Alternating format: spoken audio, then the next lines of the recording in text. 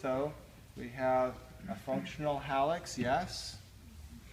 Is it a functional range of motion? Yes. Okay.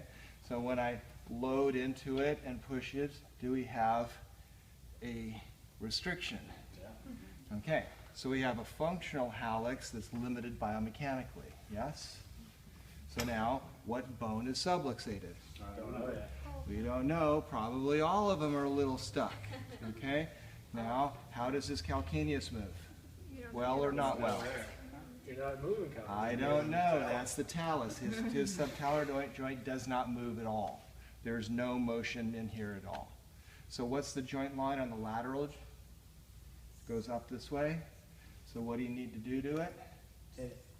You got to whack it. But when you're whacking it a little bit, you support the midfoot here, and come through the joint line so you can move through, yes? Okay, then you find the substentaculum tali and the back of the joint here, coming through, and then you get it to move. Now that it's open, now you can turn it, and now the subtalar joint moves. Okay, so I've only done one of the kinematic chain. Let's see if it helps.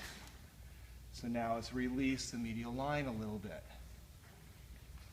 Okay, so impulsing through, scour, scour, open it up. Okay, midfoot, come through, bend the knee up, come through, let your knee fall out, do some mobilization, go in and out like a butterfly wing, in and out, in, out, in, out. 2 more times.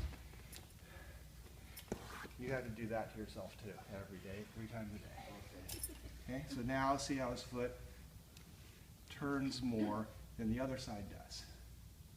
So now, foot moving better, foot not moving better. Motion, good. Motion, good.